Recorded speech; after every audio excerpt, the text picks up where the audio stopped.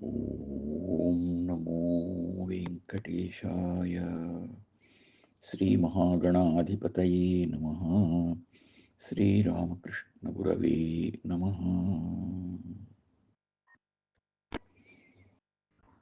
యవ్వానిని చింతింపక నవ్వుచు కొండెక్కియున్న నాణెపు స్వామి, ఇవ్విధి మమునే చదగునే మువ్విధముల గుణములిచ్చి మోహన రూప.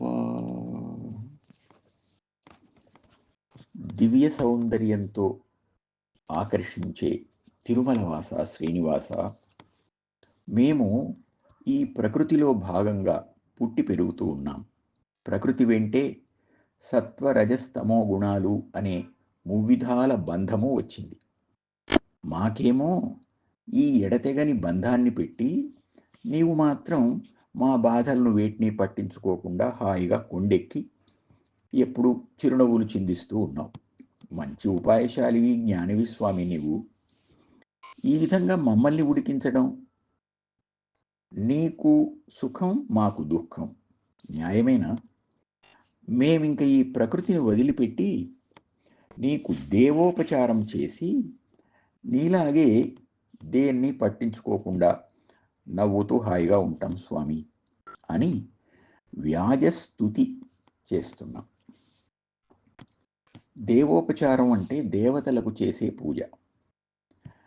దేవరుణం ఈ రూపంగా తీర్చుకోవాలి అన్నమాట.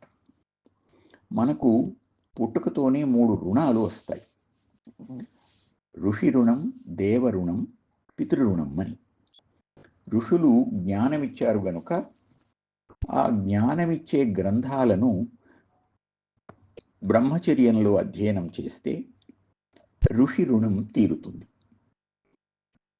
జ్ఞానేంద్రియ కర్మేంద్రియాలు, మనోబుద్ధ్యాదులు ఇవన్నీ కూడా సక్రమంగా పనిచేసేటట్లు అనుగ్రహిస్తున్నవారు దేవతలు కనుక వారిని స్మరిస్తూ యజ్ఞం చేస్తే దేవరుణం తీరుతుంది. మనకు ఈ శరీరాన్ని ఇచ్చి కర్మానుభవంతో ముక్తి పొందడానికి అవకాశం ఇచ్చిన వారు తల్లిదండ్రులు కనుక మనం మరొక జీవికి ఆ అవకాశం కలిగించటం అంటే సత్సంతానాన్ని పొందడం ద్వారా పితృరుణం తీరుతుంది.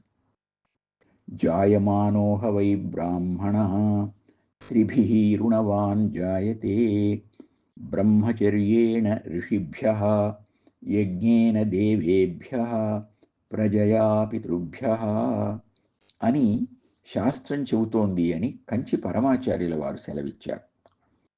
ఇక్కడ బ్రాహ్మణ శబ్దం ఉన్నా కలియుగ ధర్మాన్ని బట్టి జ్ఞాన అధ్యయన ఆసక్తి కలిగిన మనం అందరము ఈ పుణ్యకార్యాలు చేసి రుణ విముక్తులం కావాలి.